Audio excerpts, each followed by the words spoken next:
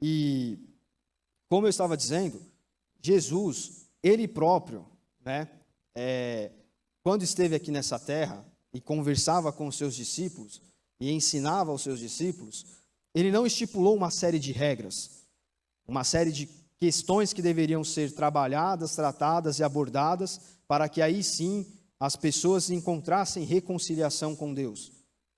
Jesus resumiu todo o Antigo Testamento e os profetas em 2 mandamentos. Ame o seu Deus acima de tudo, ame a Deus acima de tudo e ame o próximo como você mesmo, como a você mesmo. E quando nós falamos de reconciliação e de perdão, nós estamos falando de 2 esferas.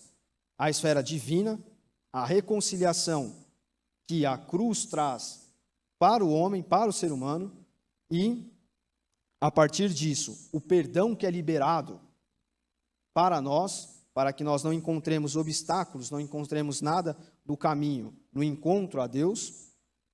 E nós também estamos falando de vivência cristã, de fato, de vivência humana, né?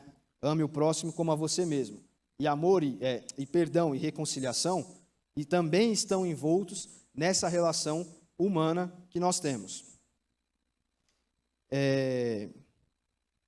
Então, quando nós estamos falando da Páscoa, quando Jesus morre na cruz, nós passamos a ter com Deus uma união ativa. Uma união onde nós optamos por buscar a Deus. Nós podemos escolher seguir o caminho do cristianismo, o caminho de Jesus, ou não seguir. Isso é uma união ativa com Deus. O que a cruz faz? A cruz derruba obstáculos, como nós ouvimos aqui agora há pouco na abertura do culto. Antes, nas religiões antigas, e especialmente no judaísmo, que era a religião do povo de Israel, até que Jesus veio e cumpriu toda a lei judaica, você tinha que ter um mediador para o arrependimento, para o perdão dos pecados. Eu pequei, eu me arrependi, só que isso não basta. Eu preciso ir até o tabernáculo e entregar ali um animal, ou um bolo, um pão, alguma coisa, de acordo com o meu erro, de acordo com o meu pecado. Isso era a união passiva. Deus se apresentava ao povo. Eu separei aqui, no meu PDF, que é o guia aqui, o escopo do que nós estamos trabalhando, que depois estará no aplicativo, então eu não vou citar todos os textos aqui, mas você depois pode ver no nosso aplicativo os textos para estudar durante a semana esse PDF que nós fizemos aqui. Mas eu separei alguns textos onde Deus aparece chamando a atenção do povo de Israel e ele fazendo contato com as pessoas ali dos judeus, né, etc. E o perdão de pecados era mediante essa entrega de uma oferta no altar. A partir da cruz, que aí entra nesse período da Páscoa que nós estamos falando aqui, essa união com Deus passou a ser ativa. Por quê? Porque nós não temos mais obstáculos. Nós precisamos acreditar na obra da cruz, acreditar na pessoa de Cristo, na obra que Ele fez, para que nós estejamos novamente ligados a Deus. Então, foram cortados obstáculos. E aí, o texto base que nós vamos trabalhar hoje, eu vou pedir já até para projetar, está em Marcos 14, dos versículos 3 ao 9. E agora nós vamos falar sobre essa união ativa que nós temos com Deus mediante a cruz. Nesse trecho aí, havia uma mulher, era um momento antes de Jesus ser preso e crucificado, e nesses momentos antes, uma mulher, ele está na casa de um homem chamado Simão, um leproso, um doente, e estavam com eles ali alguns líderes judaicos, alguns líderes religiosos, e uma mulher chega até Jesus, derrama um perfume sobre ele, unge ele, e isso gera ali uma conversa. Eu vou ler rapidamente aqui esse trecho, só para a gente se situar no nosso texto. Jesus estava no povoado de Betânia, sentado à mesa na casa de Simão, o leproso. Então uma mulher chegou com um vaso feito de alabastro, cheio de perfume de nardo puro, muito caro. Ela quebrou o gargalo do frasco e derramou o perfume na cabeça de Jesus. Alguns que estavam ali ficaram zangados e disseram uns aos outros: que desperdício! Esse perfume poderia ter sido vendido por mais de 300 moedas de prata, que poderiam ser dadas aos pobres. Eles criticavam a mulher com dureza, mas Jesus disse: deixem esta mulher em paz. Por que é que vocês a estão aborrecendo? Ela fez para mim uma coisa muito boa, pois os pobres estarão sempre com vocês e, em qualquer ocasião que vocês quiserem, poderão ajudá-los. Mas eu não estarei para sempre com vocês. Ela fez tudo o que pôde, pois antes da minha morte veio perfumar o meu corpo para o meu sepultamento. Eu afirmo a vocês que isto é verdade. Em qualquer lugar do mundo onde o evangelho for anunciado, será contado o que ela fez, e ela será lembrada. Por que eu separei esse versículo, esse trecho aqui? Porque representa exatamente a nossa vida hoje. Nós estamos nesse mundo aqui buscando duas coisas. Nós estamos buscando reconciliação e buscando perdão. Como essa mulher fez aqui. Momentos antes da morte de Jesus, eu não sei se ela sabia, quer dizer, muito provavelmente ela não sabia nem que ele ia ser preso e morto, etc. Ela foi lá e ela quis agradar ao mestre, ela quis se reconciliar com o mestre. E aqui tem uma versão, não sei se essa daqui ou uma outra, que fala que ela chorava. Além dela perfumar Jesus ali, o corpo dele, ela também chorava. Foi um momento de reconciliação e de perdão. E nós estamos constantemente no lugar dessa mulher. A diferença é que nós hoje não temos um Jesus físico, que nós podemos tocar, perfumar, elogiar, etc.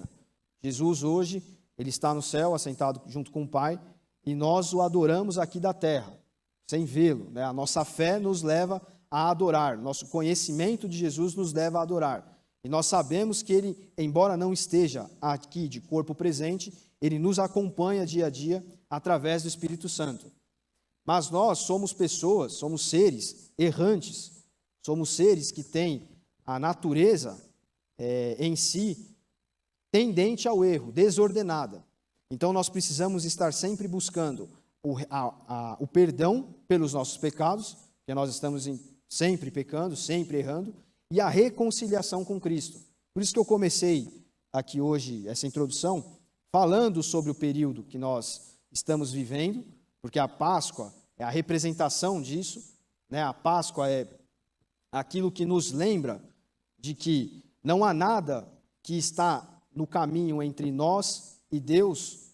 A cruz eliminou qualquer barreira e nós podemos pedir perdão pelos pecados e no mesmo momento estamos salvos em Cristo Jesus, né? Estaremos com Ele como ladrão da cruz. Naquele momento ele reconheceu Jesus como um homem inocente que estava sendo morto, como Deus, e Jesus disse para ele: ainda hoje você estará comigo no paraíso. Ele não precisou de nenhum tipo de doutrina, de nenhum tipo de nada além disso para poder ser aceito. E o mesmo acontece conosco.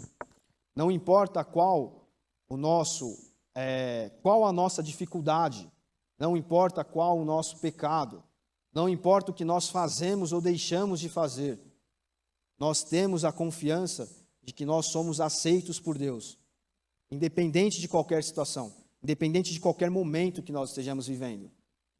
Só nós, às vezes, muitas vezes, só nós sabemos qual é a nossa fraqueza. Onde é que nós temos mais dificuldade e que o nosso corpo carnal, o diabo com a tentação, o mundo com as oportunidades, podem nos laçar, digamos assim. Nós sabemos quais são as nossas dificuldades, onde nós pecamos mais. E o Espírito Santo, que é a presença de Cristo, né, a terceira pessoa da Trindade, que caminha conosco dia a dia, ele nos conforta, ele nos consola. Por que Jesus fala que deixaria um consolador conosco? Não é um acusador que fica fazendo com que nós olhemos para os nossos erros, para os nossos pecados e sintamos remorso e nos sentamos menor do que somos. É um consolador que nos ajuda entendendo a nossa natureza caída e nos dá força para que nós peçamos perdão pelos nossos pecados, para que nós encontremos perdão na cruz e reconciliação com Cristo, reconciliação com Deus.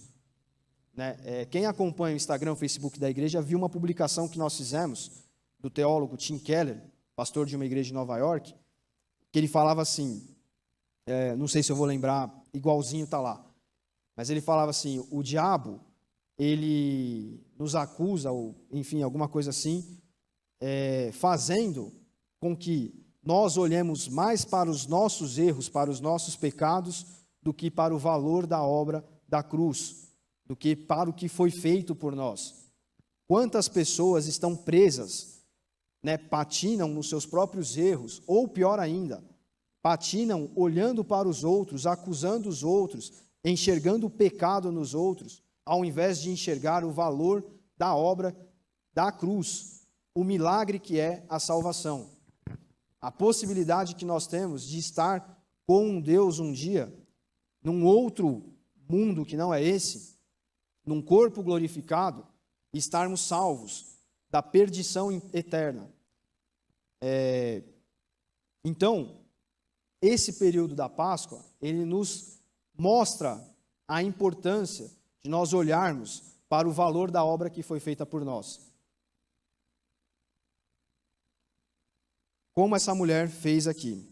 Então, 2 pontos que eu acho que nós podemos vivenciar nesse período é relembrar o valor da obra da cruz, como eu estava falando, vivendo essa obra dia a dia, obedecendo a Cristo, tendo sempre em mente se o que nós estamos fazendo está agradando a Jesus, se é com a intenção correta, se está sendo feito para Ele, sermos igreja, estarmos fazendo as coisas, estar fazendo as coisas sempre com intencionalidade, com um propósito de levar adiante essa mensagem, em qualquer ocasião que seja, tanto trabalhando na igreja em si, como no nosso dia a dia lá fora, servindo na obra. E também firmando um pacto com Cristo, um pacto de mudança de vida. Eu não sei se tem alguém no YouTube, às vezes, ou aqui, que ainda não conhece, não tomou uma decisão com Cristo.